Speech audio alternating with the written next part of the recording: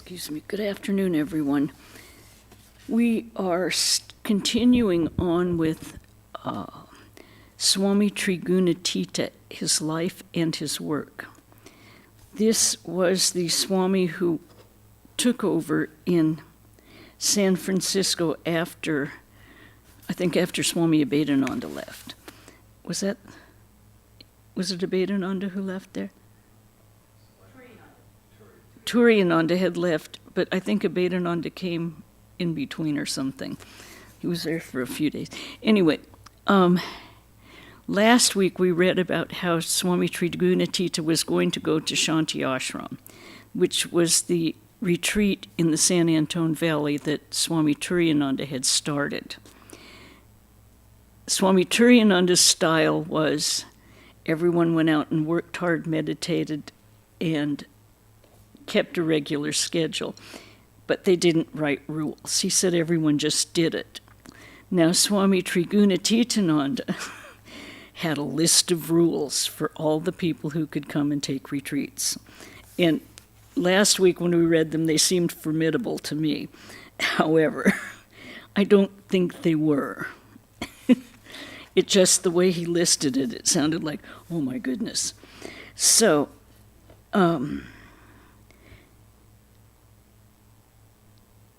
he was assigned all the schedules himself. They have gone to Shanti Ashram, as they call it. And Ujjala, who is Ida Ansel, wrote an overall view of what went on. We'll start there. Or if you're at home following on, it's page 128. Written long after the events, Ujjala's memories of the early Shanti Ashram retreats under Swami Trigunatita seem to have run one into the other, blurring the actual happenings. Nonetheless, her account gives on the whole a general picture. Another student who was one of the first group to go to the ashram in November 1903 was Francis Rodenhamel. He also wrote his reminiscences of those days. Although he was able to stay only the first 2 weeks, we learn from his memories that the Swami's rules were not quite as formidable as they may seem, at least not during the first session. Frank Rodenhamel had been one of Swami Trigunatita's loving admirers and had always visited Shanti Ashram. But it was not until Swami Trigunatita had left for India, he wrote, that the day of opportunity, it was not until after Swami Trigunatita had left for India that the day of opportunity came. He continued, and this is his reminiscences. The Swami Trigunatita, with a number of students, was there for a month. Circumstances permitted me to remain but 2 weeks. There were 11 of us, of varied dispositions, viewpoints, and expectations. A merry party. No one who one bright November morning started for the ashram. The first night was spent in San Jose, and on the following morning we journeyed to Mount Hamilton by team of horses, I believe. About 7 o'clock in the evening, we drew rein at the ashram gate and were cheerily greeted by Gurudas. Gurudas had been living there alone since Turiyananda left. Supper was in waiting, and we had a jolly time of it during the meal. The Swami was in his usual happy mood, telling stories and cracking jokes and teasing each one of us in turn.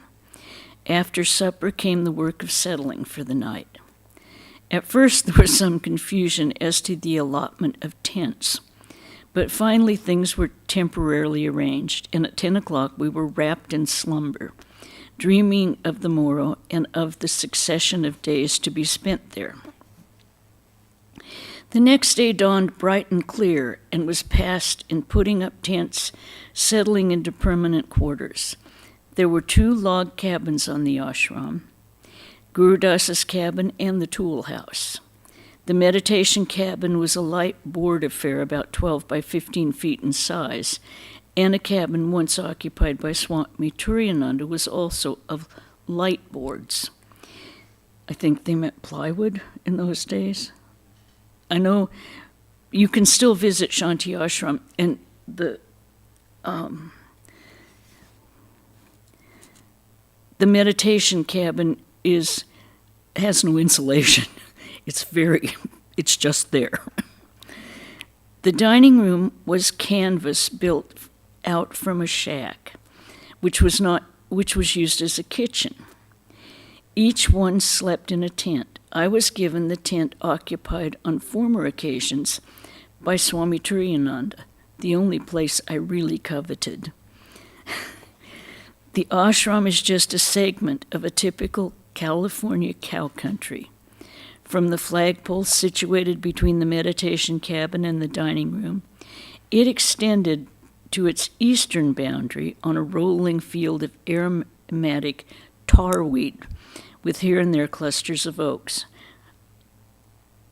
I think we call that creosote bush. I'm not sure what tarweed is.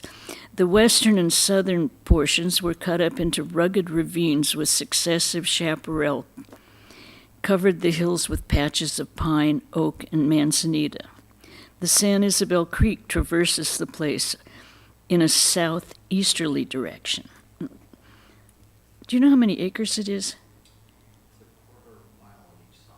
A quarter of a mile each side, so it's a large property, and it's still totally undeveloped. The days passed in reading, talking, and meditating.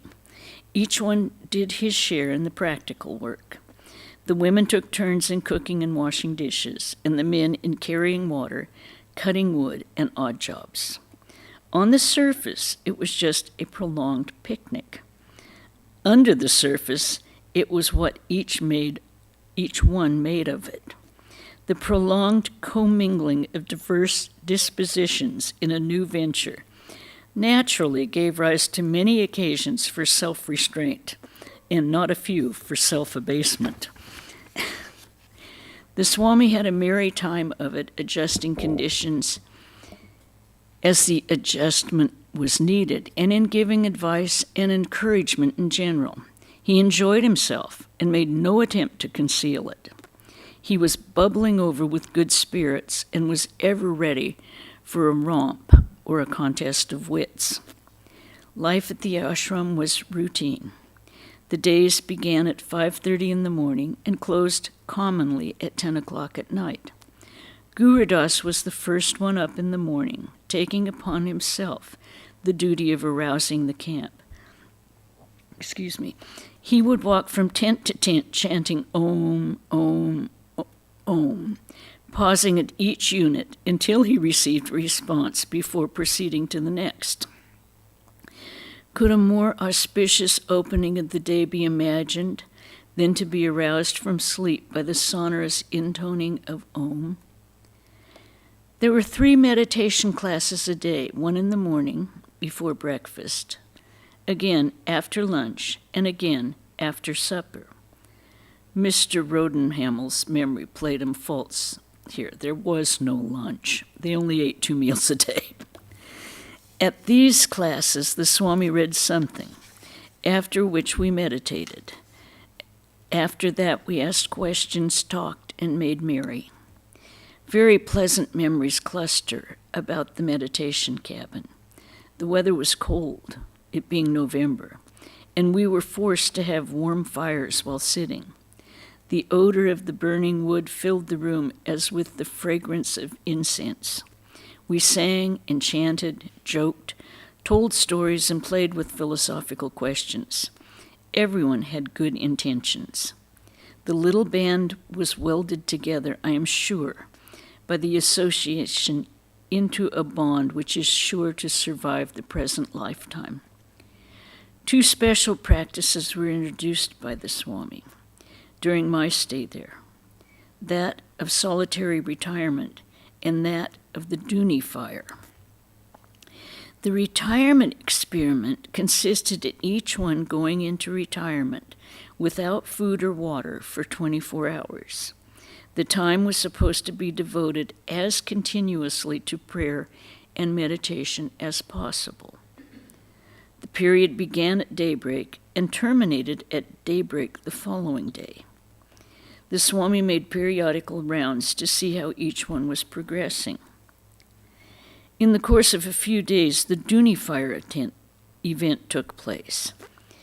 It turned out to be a symbolic and picturesque affair. It had rare artistic values and went down in memory as one of my unforgettable experiences. We knew it was going to take place long beforehand. In fact, before we left for the ashram, it was the one big feature which we were looking forward to with keen curiosity. Finally came the day on the night of which we were to have the fire. The men busied themselves in gathering sufficient logs to keep the fire burning throughout the night, and these logs were placed on a prominent knoll and everything put in readiness for the event. About 8 o'clock, we gathered about the log pile, ready for the fire. Each one had a blanket thrown about him and a pillow for a seat. It was a cold, cloudless, moonlit night. The fire was lighted, and we took our seats around the welcome blaze.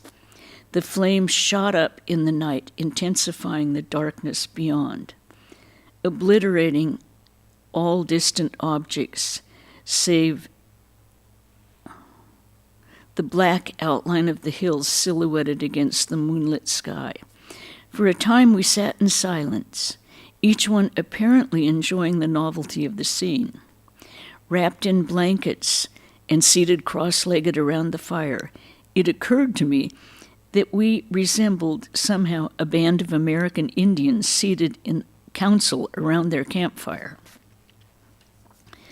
The stillness was broken by the crackling of the flames as they greedily licked up the dry, aromatic wood, and by the incessant barking of coyotes, whose sharp, vicious yelps came from all quarters at once. They serenaded us through the night, and not until the sun rose did the last snappy yelp die away in the distance. After sitting for a while in the stillness described, my attention was drawn to the human side of the situation by the sonorous voice of the Swami chanting in Sanskrit. Then he explained the purpose of the Duni fire. Each one was supposed to take serious issue with himself, to delve deeply into his subconscious mind, dissect its content, and mentally cast into the fire all taint which could be in its working out develop into an obstacle to the knowledge of God. Then we sang, chanted, and meditated at intervals. At first, when the fire showed signs of waning, someone would replenish it from the stock of logs at hand. Replenishing the fire, by the way, was a coveted job during the first half of the night, as it afforded legitimate excuse to stand up and stretch the limbs. Before Morpheus made his rounds, that fire was diligently kept alive. Afterwards, it was attended by those who happened to feel most in need of it. After midnight, enthusiasm to maintain an upright position waned all around the circle. Little by little, each one dropped under the strain, and then one by one gave up the struggle and made himself comfortable for the night. Some lay down and sat up at intervals. Perhaps they could meditate better in a recumbent position. I will not judge, but I know that I lay down the better to sleep. The Swami, Gurudas, and Dhira were the only ones who remained sitting throughout the night. The sun was up before we disbanded. A heavy dew had fallen during the night, and the blankets had to be hung up to dry. That day, all were released from formal meditation. The Swami was suffering intensely from a toothache, and everyone was in need of rest. The distance from the meditation cabin to the ashram gate was about a quarter of a mile. It was a winding road lined with oaks and pines, and affording many pleasant views into nearby woody swales and nooks on the one hand, and over open rolling country to where the skyline met the ridge of mountains on the other. How many miles were traversed by us all from time to time along this road as we talked and idealized together. Swami Trigunatita gave his own account of this November 1903 session at Shanti Ashram in a letter to Purnachandra Seth from the ashram itself, dated November 25th. It read in part, "What good fortune! Your lordship remembered me after such a long time. My health is as before, that is, not good. You know from time to time I had a ghost lands on my shoulder, making me labor so much. See, it is now 12 o'clock at night. Still, I have to write 12 more letters. I have come here to give lessons on yoga.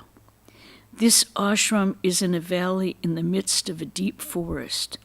The name of the valley is the San Antonio Valley.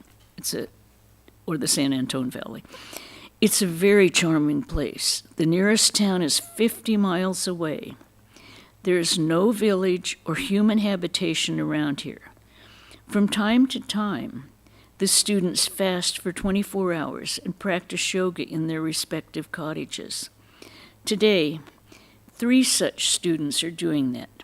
Some or another, almost every day, does this kind of practice. The students and myself will go to San Francisco the day after tomorrow." Before leaving, Swami Trigunatita did not forget his brother disciple, who had first poured his heart and soul into the ashram. He wrote to him on November 26, 1903. "Dear Hari Maharaj," that's Trigunatita, "coming over here I feel immensely happy. Everything is owing to you. I shall never forget your 2 creations, and for them I shall remain ever grateful to you. One of them is Dira, and the other is the ashram. How shall I say how good is Dira and how peaceful is the ashram?" In November of 1904, Swami Trigunatita again took a group of students to the San Antone Valley. As far as can be determined, there are no records of that year's retreat, but things seem to have proceeded in more or less the same way as in 1903, though possibly the routine became more exacting. How many were in the group of 1904 and who they were, we do not know. A letter from Guru Das to Ujjwala, dated December 5, 1904, tells us only that Dira had a young man named Vishuddha there, and that Ujjwala was not. Ujjwala's absence from the 1904 retreat was due to one of Swami Trigunatita's lightning-like disciplinary moves.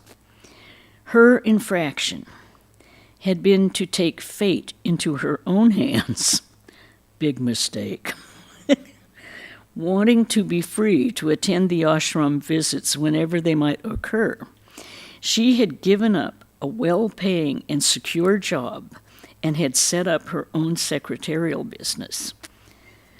"I reasoned," she wrote in her reminiscences, "that a regular position would frequently interfere with an ashram session in November, as her regular position almost always had in 1903, and therefore rented desk room in an office building, which would give me more freedom generally, and I could take my vacation whenever it suited me. I liked the new freedom immensely." But Ujjwala had not counted on Swami Trigunatita, nor apparently had she consulted him. She did, however, consult Gurudas after the fact. And Gurudas, of whom she had made a close friend and a sort of spiritual counselor, wrote to her on August 17, 1904, "One's own business means worry and anxiety. But if you cannot succeed in securing a desirable position, then you are forced to do something else. And as you have now started with this business, I would certainly advise you to make a success of it and make all the money you can.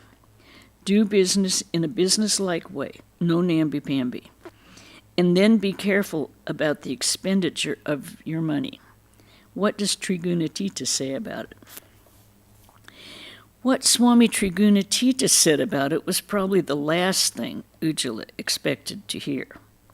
"He informed me," she wrote, "that I could not go to the ashram, and no amount of pleading would alter his decision.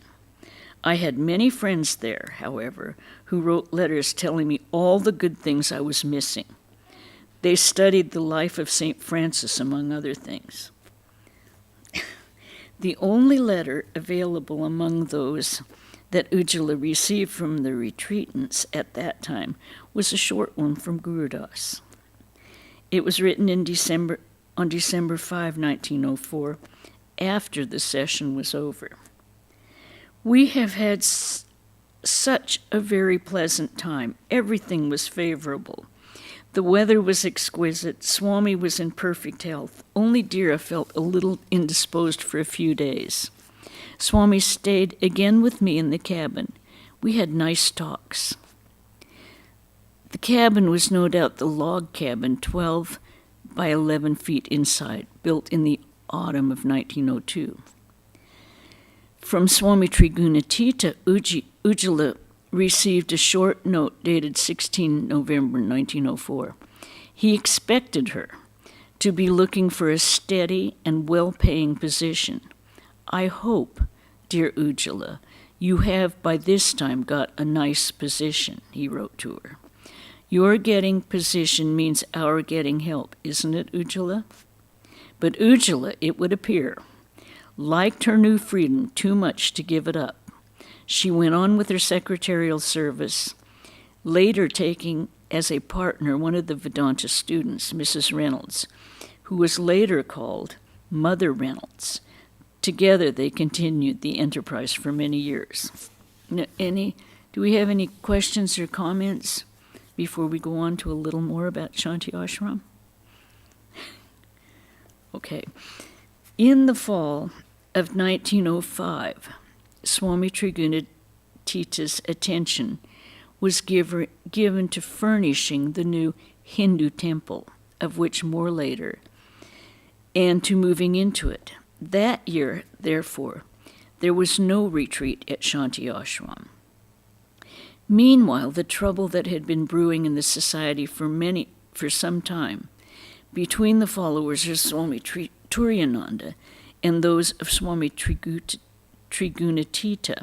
that is to say, between those who welcomed organization and discipline in the growing work and those who did not, came to a bubbling climax, the center of which was Shanti Ashram.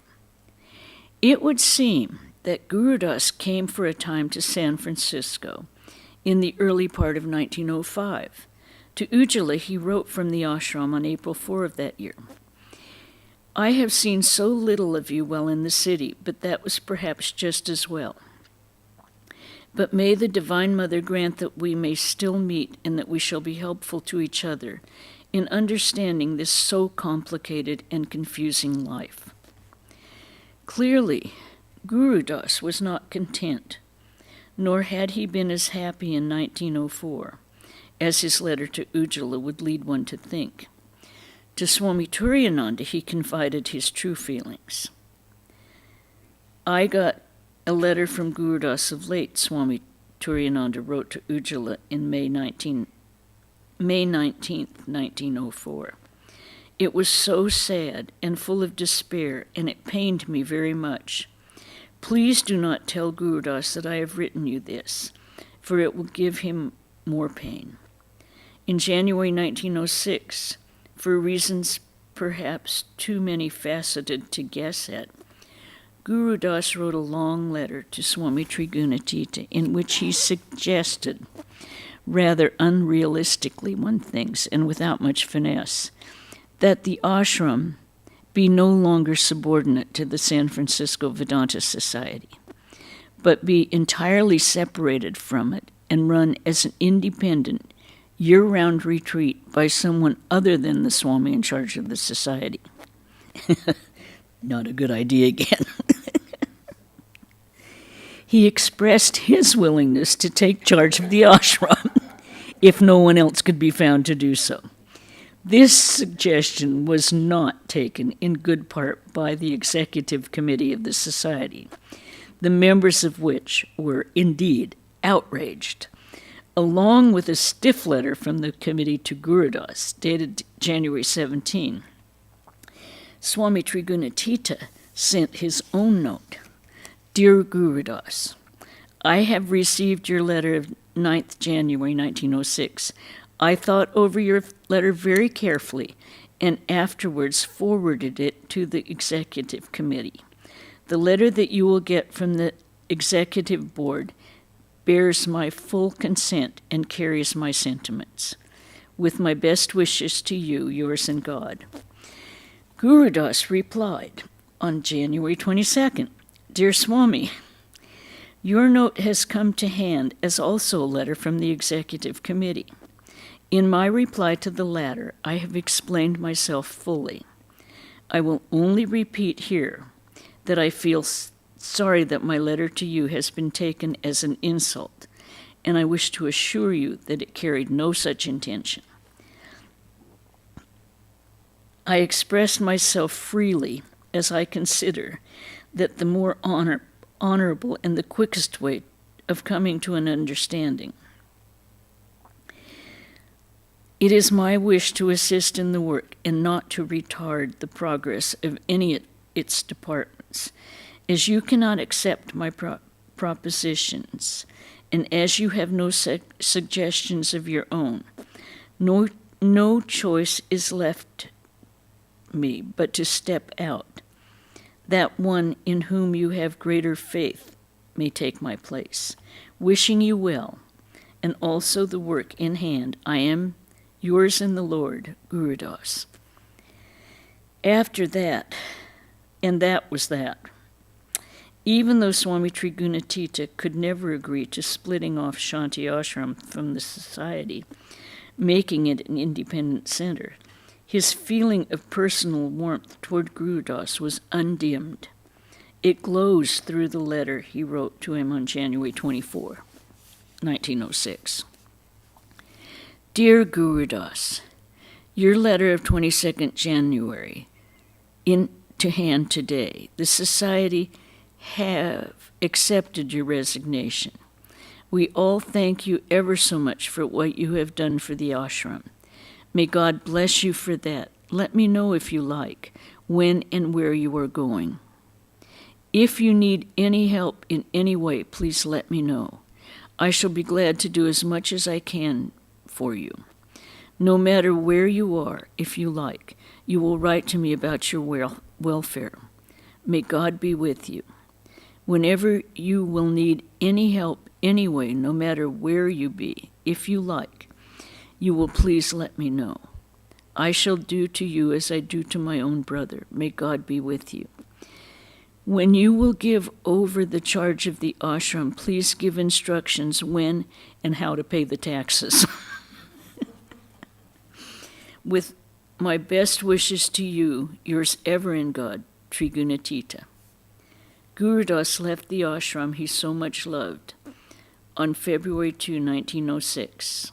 A Charles Sacker, a member of the society, took his place. And I think we'll stop there this evening. We're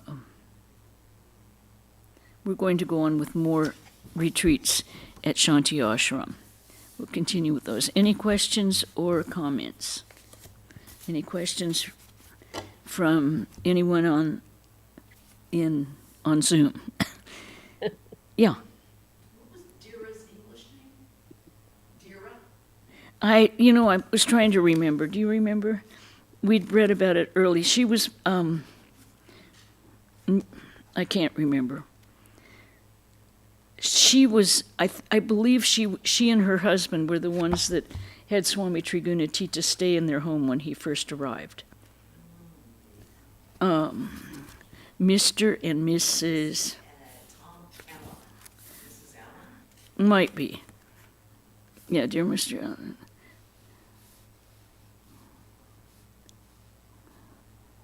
Here, just one second. Oh, yeah, I think so. The other party.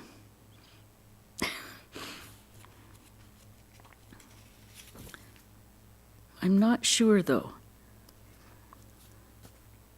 I'll have to look back and see. I believe that Swami Trigunatita had given her the name Dira. So it might, I think that's what it said.